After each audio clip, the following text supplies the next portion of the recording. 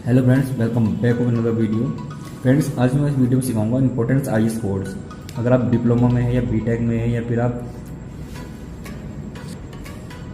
तो useful IAS codes क्या रहते हैं आपके पास। अगर आप बिल्डिंग स्ट्रक्चर में डिज़ाइनिंग कर रहे हैं या फिर कंक्रीट के लिए स्ट्रक्चर में डिज़ाइनिंग कर रहे हैं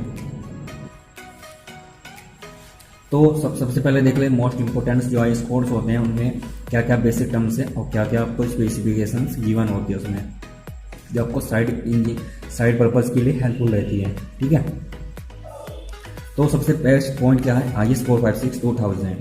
ये क्या होता है आपके पास, इसमें क्या होता है, plain reinforcement concrete design different major points. तो प्लेन रेनफोर्समेंट कंक्रीट अगर आप डिजाइन कर रहे हैं प्लेन रेनफोर्समेंट कंक्रीट का आरसीसी में या पीसीसी में, तो उसमें आपको ये बेसिक टर्म्स मिल जाएंगे, बेसिक स्पेसिफिकेशंस मिल जाएंगे। तो डिफरेंट मेजर पॉइंट्स आपको देखते हैं क्या क्या डिफरेंट मेजर पॉइंट्स है।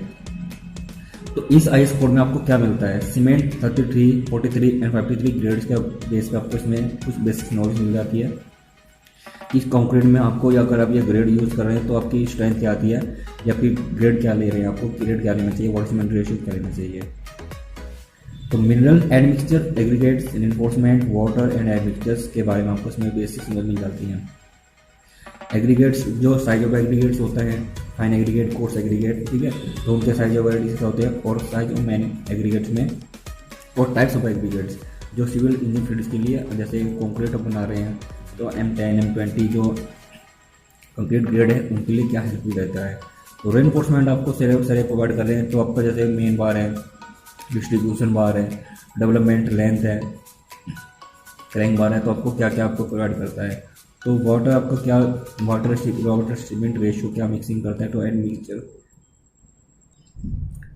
इन सभी के बारे में आपको बेसिक्स यूजफुल इंफॉर्मेशन आपको इस आईएस कोड में मिल जाती है। ठीक है, उसके बाद देखते हैं construction material strength, properties, behaviours, testing and workmanship inspections. इस आईएस कोड में आपको कंस्ट्रक्शन मटेरियल स्ट्रेंथ के बारे में आपको मिल जाती है। ठीक है, आईएस कोड बहुत इंपॉर्टेंट है, जो अगर आप डिजाइनिंग कर रहे हैं तो इस आईएस कोड में निकालेंगे तो मटेरियल स्ट्रेंथ जो आपके पास रहेगा कंक्रीट के बारे में, स्टील रिइंफोर्समेंट के बारे में आपको इसमें मिल जाएगा। ठीक है, उसके बाद देखते हैं concrete design methods, acting loads and forces, fire resistance, bending moments, shear force, reinforcement and all types of RCC structure, specifications and design criteria of beam, column, slab, etc. तो इस आईएस कोड में आपको fire resistance के बारे में, ठीक है, live load, dead load, तो इम्पोस्ट लोड, ठीक है, आपको सबको लोड के बारे में आपको इंफॉर्मेशन मिल जाती है कि आप बिल्डिंग स्ट्रक्चर डिजाइनिंग कर रहे थे, कंक्रीट डिजाइनिंग कर रहे हैं, तो आपको लाइव लोड सबको बेस प्लस करने पर आपको कंक्रीट क्या डिजाइन करना, आपको क्या ग्रेड कंक्रीट लेंगे, उसमें क्या रेनफोर्समेंट आपको प्रोवाइड करना है। ठीक है, कॉलम, बीम, स्लैब, तो स्ट्रक्चरल आपके बारे में इंफॉर्मेशन मिल जाएगी अगर आप कंक्रीट डिजाइन कर रहे हैं तो। ठीक है, आईएस 456-2000 के बेस पर। उसके बाद देखते हैं आईएस कोड 800-2007। तो इसमें आपको क्या इंफॉर्मेशन मिलती है, तो specially addressing the limit stress method. अगर आप आईएस कोड तो 800-2000 ले रहे हैं तो स्पेशली एड्रेसिंग तो ले रहे हैं लिमिट स्ट्रेस मेथड। जब आपका बीम स्लैब होता है तो उसका लिमिट स्ट्रेस मेथड आपके पास डिजाइनिंग कर रहे हैं तो ये आपको बेसिक इंफॉर्मेशन इसमें मिल जाएगी। ठीक है, तो increase the partial safety factors, fabrication section, growth capacity and net capacity of steel structure. Steel structure की डिजाइन आप इसमें करने हैं तो आप बेसिक्स जो लिमिट स्ट्रेस मेथड है वो आपको सभी लिमिट स्ट्रेस मेथड के बेस पे आपको डिजाइनिंग करने हैं तो ये आपको मिल जाएगा, इंफॉर्मेशन आपको इस कोड में मिलेगी। ठीक है, क्या सेफ्टी फैक्टर रहेगा, क्या फैब्रिकेशन फैक्टर रहेगा, क्या ग्रोथ कैपेसिटी रहेगी, स्टील रेनफोर्समेंट के बारे में। ओके, तो थर्ड आईएस कोड है जो मोस्ट इंपॉर्टेंट है, आईएस कोड 383-1970। इस कोड में आपको क्या मिलता है, इस कोड में आपको मिलता है coarse and fine aggregates from the natural sources for concrete. IS code अगर आप ये कोड आप निकाल लें तो कोर्स एग्रीगेट, फाइन एग्रीगेट के बारे में, टेस्टिंग के बारे में मिलेगा, आपको साइज के बारे में मिलेगा। तो ठीक है, जो फील्ड टेस्टिंग के लिए आपको बारे में से मिलेगा। Quality of aggregates with respect to all major test such as impact, ठीक है, एवरेरेंस एंड साउंडनेस। एफिशिएंट टेस्ट मिलेगा एंड साउंडनेस टेस्ट। जो कोर्स एग्रीगेट होता है, अगर आप साइट पे कोर्स एग्रीगेट यूज कर रहे हैं, फाइन एग्रीगेट यूज कर रहे हैं, तो उसके जो डिफरेंट टेस्ट है वो आपको इस कोड में मिलेंगे। आपको क्या टेस्ट यूज करना चाहिए और क्या आपको साइज ऑफ एग्रीगेट लेना चाहिए और किस टाइप्स का लेना चाहिए, ठीक है।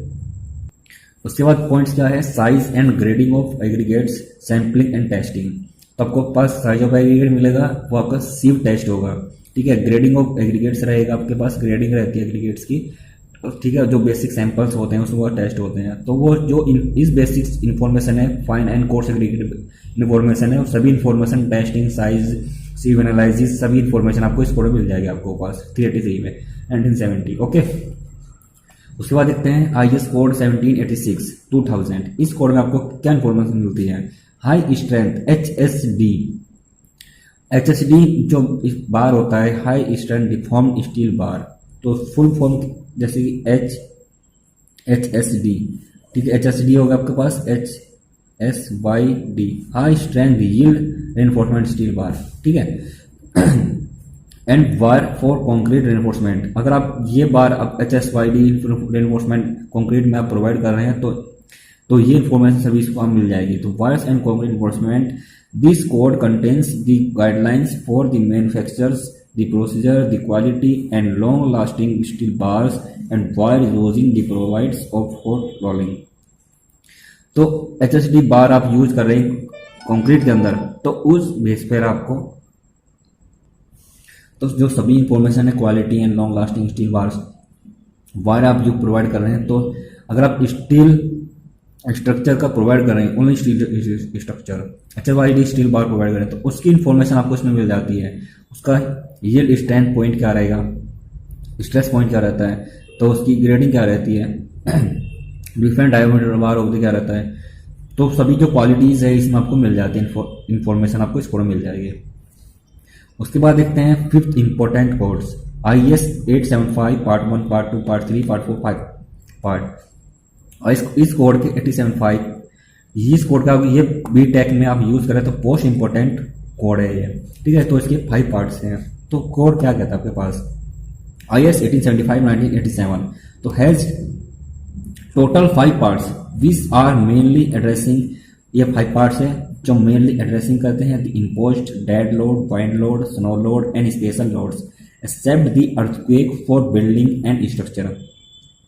ये कोड क्या कहता है, अगर आप टाल बिल्डिंग बना रही है, जैसे कि लंबी बिल्डिंग बना रहे हैं, ऊंची बिल्डिंग बना रहे हैं, तो उस बिल्डिंग में आपको सभी लोड का डिजाइन करना होता है कि जो फेलियर है वो हो ना हो, सेफ रहे आपका जो बिल्डिंग, सेफ टाल जो बिल्डिंग है वो सेफ रहे। जैसे आपने दुबई में सुना होगा बुर्ज खलीफा है, उसमें सभी जो लोड होते हैं टेस्टिंग होते हैं पहले उस बेस पे आप जो बिल्डिंग की ऊंचाई है वो ऊंचाई और ले जा सकते हैं या नहीं ले जा सकते हैं, उसमें सभी टेस्ट होते हैं, सॉइल टेस्ट, फाइन सैंड, ठीक है। तो उसमें आपको सभी लोड होते हैं, पोस्ट लोड, डेड लोड होगा आपका, वाइन लोड होगा, आपके पास स्नो लोड होता है, तो सभी लोडों को टेस्टिंग सबसे पहले होते हैं कि वहाँ पे आप कितनी हाइट तक बिल्डिंग को स्ट्रक्चर ले सकते हैं। तो the Indian code of practice for wind load on buildings and structures IS 87 part 3। तो इंडियन स्टैंडर्ड जो कोड है फॉर वाइंड लोड के बेस पर जो बिल्डिंग का है स्ट्रक्चर्स का, तो 875 part 3 included a procedure to determine along wind response of टाल स्ट्रक्चर्स। देखा आपने, जो टाल स्ट्रक्चर है, जो बड़ी बिल्डिंग है, जो टाल स्ट्रक्चर से आपके कुछ भी हो सकता है, ठीक है, बिल्डिंग्स हो सकती है, आपके टावर्स हो सकते हैं आपके, ठीक है। तो while the across wind response all interference effect is not included in the same code. अगर आप टावर्स ले रहे हैं, बिल्डिंग्स ले रहे हैं, ब्रिज ले रहे हैं, कुछ भी आप जो टाल्स होते हैं बड़े होते हैं, तो उसमें सभी आपको लोड इंफॉर्मेशन में आपको मिल जाएगी, ठीक है। तो IS 875 part 3 2015 included a mathematical expression for different parameters such as terrain factor, background factor, अब वाइंड वेलोसिटी फ्रैक्शंस एक्सेट्रा। तो ये जो इन्फॉर्मेशन है, जो बेसिक इन्फॉर्मेशन है लोड के बेस पर, तो आपको जो सभी जो इन्फॉर्मेशन आपको मिलेगी IS कोड फॉर्म में 875 कोड में मिलती है। अगर आप BTech में है तो आपको ये मोस्ट इंपॉर्टेंट टॉपिक है स्ट्रक्चरल एनालिसिस में, ठीक है। तो ये कॉन्क्रीट डिजाइन करते तो आपको ये कोड में आपको मिल जाएंगे, हेल्पफुल रहेगा। तो वीडियो कैसी लगी आपकी प्लीज़ कमेंट बॉक्स में जरूर लिख देना। Thanks for watching this video. बने हमारे साथ, तब तक मिलते हैं नेक्स्ट वीडियो में। Bye bye. और बेल आइकॉन को क्लिक करके हमारी लेटेस्ट वीडियोस के बारे में अपडेट जानें। सब्सक्राइब कीजिए और हम आपको लिए चलेंगे।